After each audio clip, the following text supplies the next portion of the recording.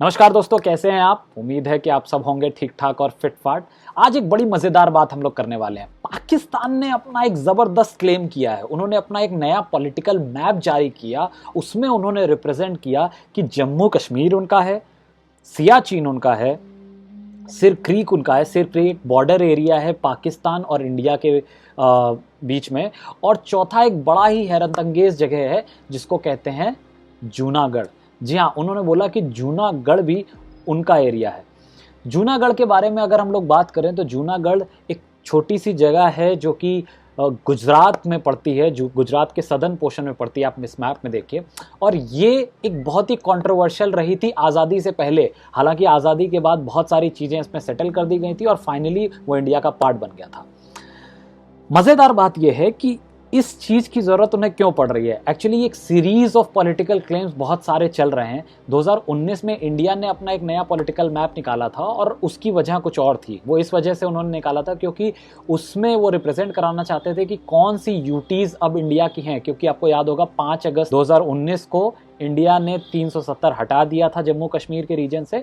तो 2019 के नवंबर में उन्होंने एक पॉलिटिकल मैप जारी किया जिसमें उन्होंने दिखाया कि ये जम्मू कश्मीर का पार्ट है, ये लद्दाख का पार्ट है, जम्मू टेरिटरी होगी। ऐसे उन्होंने पूरा रिप्रेजेंटेशन किया। इसके बाद अब क्योंकि चाइना के साथ हमारे इतने डिस्प्यूट चल रहे थे और इस समय अगर हम देखें तो लैंड डिस्प्यूट ऑलमोस्ट हमारे सारे नेबर्स के साथ हैं एक्सेप्ट बांग्लादेश। नेपाल में उन्होंने काला पानी और लिम्पिया धुरा, जी हाँ, ये 2 ऐसी जगह हैं जिनको कि अपने नए पॉलिटिकल मैप में उन्होंने जोड़ लिया। तो अब इस सीरीज ऑफ नए पॉलिटिकल मैप के ही सीरीज में आते हैं पाकिस्तान भाई साहब जिन्होंने ऐसे क्लेम किए। इसमें सबसे मज़ेदार क्लेम जो है वो जूनागढ़ का ही है, जिसको कि इंडियन साइड ने, इनफैक्ट इंडियन साइड ने तो सारे ही क्लेम्स को पॉलिटिकल एब्सर्डिटी कहा है। और ये बिल्कुल पॉलिटिकल एब्सर्डिटी है क्योंकि एक सेटल्ड लैंड पे जहां बहुत सारे लोग रह रहे हो और 70 साल से रह रहे हो, उसको आप एकदम से आकर के ऐसे चैलेंज करते हैं और आप चाहते हैं कि इंटरनेशनल फोरम में आपकी कोई बात सुनेगा और सीरियसली सुनेगा। लाइक सीरियसली बिल्कुल नहीं होगा।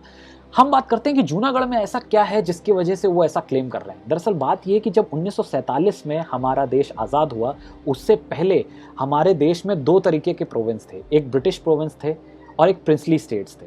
जो ब्रिटिश प्रोविंस थे वो ब्रिटिश गणराज्य जिनको कहते थे, वो ब्रिटिशर्स द्वारा उन पे ऑक्यूपाइड अपनी सरकारें चलती थी। और जो प्रिंसली स्टेट थे वो राजाओं के स्टेट्स थे। उसमें कई राजा अपनी अपनी जगहों पे अपनी अपनी सरकारें चलाते थे। अब क्योंकि 2 नेशन थ्योरी मान ली गई थी, यानी इंडिया और पाकिस्तान के बीच में एक बंटवारा होना था, तो इन प्रिंसली स्टेट्स और इन ब्रिटिश प्रोविंसेस के बीच में भी बंटवारा होना था। तो इन दोनों के बीच में ब्रिटिश प्रोविंसेस तो आराम से बढ़ गए। क्यों? क्योंकि ब्रिटिशर्स को हैंड ओवर करना था। तो जहाँ जहाँ जोग्राफिकली उन्होंने एक लाइन खींची और उसमें जहाँ जहाँ उन्होंने म्यूचुअली सेटल किया वहाँ वहाँ उन्होंने ले लिया। अब ये क्रिटिकल थे ये प्रिंसली स्टेट्स। अब प्रिंसली स्टेट्स के साथ ये था कि इनको बहुत आज़ादी दी गई थी इंडियन इंडिपेंडेंस एक्ट में कि आप या तो इंडिया के साथ जाइए या पाकिस्तान के साथ जाइए या आप इंडिपेंडेंट रहिए। ऑल्दो माउंटबेटन ने बाद में बहुत तरीके से लोगों को समझा दिया था कि आप इंडिपेंडेंट ना ही रहिए तो बेहतर है, क्योंकि वो हेडेक फिर ब्रिटिशर्स के ऊपर भी रहता हमेशा। और दूसरी चीज़ ये है कि 2 बड़ी सरकारों के बीच में ये छोटे छोटे फिर लड़ाई और डिस्प्यूट्स हमेशा क्रिएटेड रहते। तो उन्होंने ये एम्फसाइज किया कि आप किसी ना किसी एक को ज्वाइन कर लीजिए और कोशिश यही करिएगा कि जहाँ पे ज्योग्राफिकली ईजियर हो, आपके लिए एक्सेसिबल हो, पास में हो, उन जगहों को आप ज्वाइन कर लीजिएगा। इंडिया से बहुत सारे प्रिंसली स्टेट्स ने पुचकार के इंडिया ने उन्हें ज्वाइन करा लिया। क्रिटिकल और डिस्प्यूटेड जो स्टेट्स थे उनमें से 4 सबसे बड़े थे। एक जम्मू कश्मीर था, एक हैदराबाद था, एक ट्रैवनकोर था और एक जूनागढ़ था। अब ट्रैवनकोर हैदराबाद के बारे में हम कभी किसी और दिन बात करेंगे। जम्मू कश्मीर के बारे में आपको पता है कि वहाँ के राजा हरि सिंह के साथ instrument of annexation Indian government sign करती है, लेकिन उसके बाद उधर से एनेक्स करने के लिए और उस पर अपना क्लेम जताने के लिए पाकिस्तानी चले आते हैं। तो इंडियन गवर्नमेंट उस समय यूएन के पास चली जाती है ये कहने के लिए कि भैया देख लीजिए, ये हमारी टेरिटरी पे आकर के अब गुंडागर्दी करना चाहते हैं, अब आप ही इसको क्लियर करिए। बहुत लोग इस पे चर्चा करते हैं कि यही सबसे बड़ी भूल थी जो जवाहरलाल नेहरू ने कर दी। मुझे लगता है कि ये बहुत बड़ी भूल नहीं थी। आप ये सोचिए कि जब जिस पॉइंट पे आप ये सब काम कर रहे हैं उन समय में आपके पास एक फ्रेश नया कंट्री है जिसमें बहुत सारे रजवाड़े हैं, उनके अपने ओपिनियन, उनके अपने बायसेस हैं, आपको सब सॉल्व करने। और इन सब डिस्प्यूट के बीच में अगर आप सोचते हैं ये चीज़ें बायलैटरली सॉल्व हो जाएंगी तो शायद इतना आसान नहीं रहता। जब भी आपने देखा होगा, आप कभी नए स्कूल में जाते हैं और उन नए स्कूल में जा करके आपका किसी से लड़ाई होती है या किसी से जुड़ाव हो जाता है, तो आप हर चीज़ को बायलैटरली सॉल्व नहीं करते। आप उस समय उस स्कूल के प्रिंसिपल के पास जाते हैं कि भैया देखिए, या टीचर के पास जाते हैं कि देखिए ये परेशान कर रहा है। लेकिन जैसे जैसे आप बहुत दिन के हो जाते हैं, जब आपको वहाँ पे 5-6 साल बीत जाते हैं, 10 साल बीत जाते हैं, जब आप फर्स्ट से शुरू करते हैं और 10th में आ जाते हैं, तब आप कई चीज़ें म्यूचुअली भी सेटल कर लेते हैं। तू मेरा रबड़ दे, मैं तेरी को पेंसिल दे देता हूँ। ये प्रैक्टिकल चीज़ें हैं जिसमें कि लोग अपने अपने ओपिनियंस और बहुत सारी बातें कह सकते हैं जवाहरलाल नेहरू के विषय में, लेकिन ये मेरा अपना पर्सनल ओपिनियन है। इसके अलावा दूसरी जो सबसे क्रिटिकल चीज़ थी वो जूनागढ़ थी। अब जूनागढ़ की कहानी ये है कि अनलाइक जम्मू कश्मीर, जूनागढ़ में वहाँ की जो पॉपुलेशन थी उसकी एक major population, in fact 80% of the population Hindu थी, और उनके राजा एक मुस्लिम राजा थे। जूनागढ़ के मुस्लिम राजा का नाम था नवाब महाबत खान। नवाब साहब की नवाबी ये थी कि वो बहुत बड़े कुत्ता प्रेमी थे, और वो इतने बड़े कुत्ता प्रेमी थे कि एक स्टेज पे उन्होंने करीब 2 करोड़ रुपए, उस ज़माने में, आज का 200 करोड़ होगा करीब, उस ज़माने में खर्चा किए थे सिर्फ कुत्ते की शादी में। ऐसा प्रेम होता है अपना अपना। खैर, बात यूँ हुई कि जब इंडियन इंडिपेंडेंस एक्ट आया और उनको भी ये आज़ादी दी गई कि आप आराम से किसी एक स्टेट को ज्वाइन कर लीजिए या इंडिपेंडेंट रह लीजिए, तो उन्होंने पहले सोचा कि भैया इंडिपेंडेंट रह लेते हैं। लेकिन इनके अंडर एक दीवान साहब थे, मिस्टर भुट्टो, जो कि पाकिस्तानी लीनेज रखते थे। अच्छा, आपको एक और बड़ी मज़ेदार बात बताऊँ कि जो जूनागढ़ एरिया और उसके पास का एरिया था, उसी एरिया से आते थे पाकिस्तान के प्राइम मिनिस्टर जिन्ना।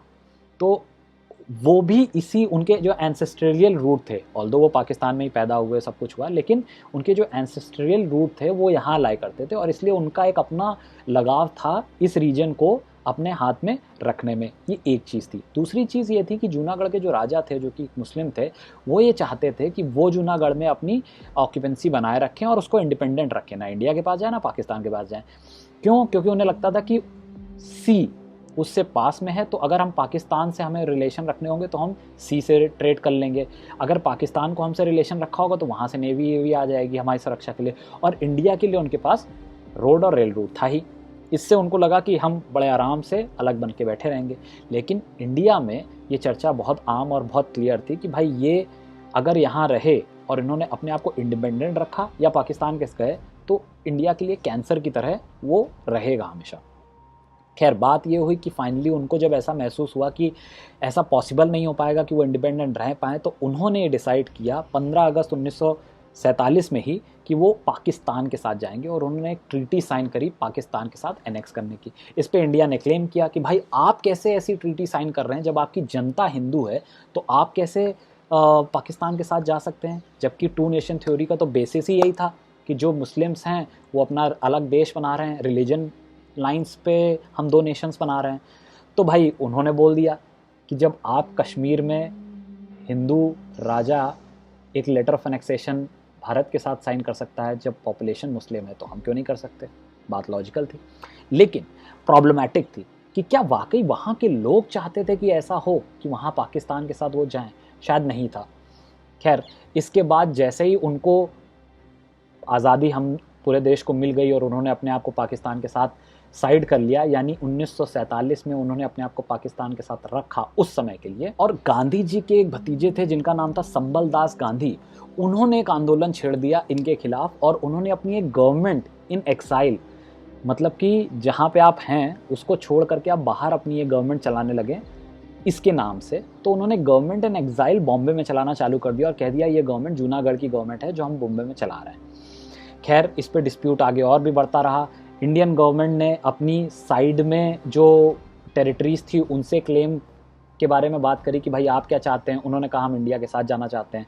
तो जब उन्होंने कह दिया कि वो इंडिया के साथ जाना चाहते हैं, तो इंडियन गवर्नमेंट ने उनका सपोर्ट किया और अपनी आर्मी वहाँ भेज दी, और उनके एक तरीके से ब्लॉक हो गया रास्ता जूनागढ़ के लिए इंडिया की तरफ। और उधर से उन्होंने नेवी भी थोड़ी भेज दी इंडिया की, तो वहाँ से भी रास्ता ब्लॉक हो गया। तो बीच में फंस गए जूनागढ़ साहब।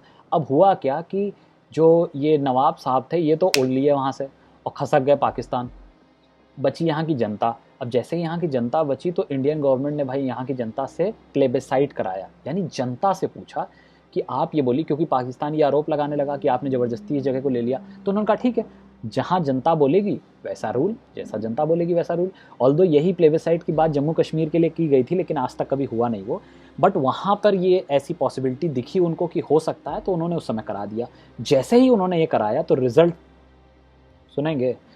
2 लाख लोग थे जब वहां पर, और करीब 90 या 100 लोगों ने सिर्फ ऐसा कहा कि ठीक है हम पाकिस्तान के साथ जाएंगे। बाकी सारी 1,90,000 से भी ज़्यादा लोगों ने क्लियर कट कह दिया कि भाई हम इंडिया के साथ जाएंगे। और फाइनली 99.95 मेजॉरिटी से इंडिया की तरफ वो प्लेबिसाइट हुआ, और फाइनली इंडिया ने उस जगह को कंट्रोल किया, क्योंकि अब जनता कह रही है कि वो यहाँ रहना चाहती है, इंडिया के साथ रहना चाहती है, तो सारे बाकी क्लेम्स वहीं खत्म हो जाते हैं। अब एक और मज़ेदार बात करते हैं हम लोग कि क्या पाकिस्तान ने इससे पहले कभी ऐसी वाकया करी है। इससे पहले शिमला एग्रीमेंट हुआ था 1972 में, जिसमें यूएन के पास एक ये ऑफिशियल डॉक्यूमेंट खुद पाकिस्तान और इंडिया ने म्यूचुअली अग्री करके सबमिट किया था। ऑल्दो हम इसको ये नहीं कहते एक कंक्लूसिव स्टेटमेंट था, लेकिन फिर भी आप देखिए कि उसमें पाकिस्तान ने भी क्लेम नहीं किया।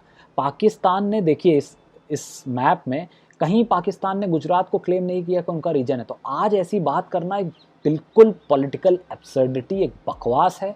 और ये सिर्फ इसलिए है क्योंकि जैसे हमारे यहाँ राजनेता असली मुद्दों से आपका ध्यान भटकाते हैं, वैसे उनके यहाँ भी तो राजनेता ही हैं, असली मुद्दे वहाँ भी हैं, और वो भी ध्यान ही भटका रहे हैं। अगर आपको ये वीडियो अच्छा लगा हो तो इसे लाइक करिए, चैनल को सब्सक्राइब करिए, और वीडियो अगर अच्छा लगा है तो शेयर भी कीजिए प्लीज़।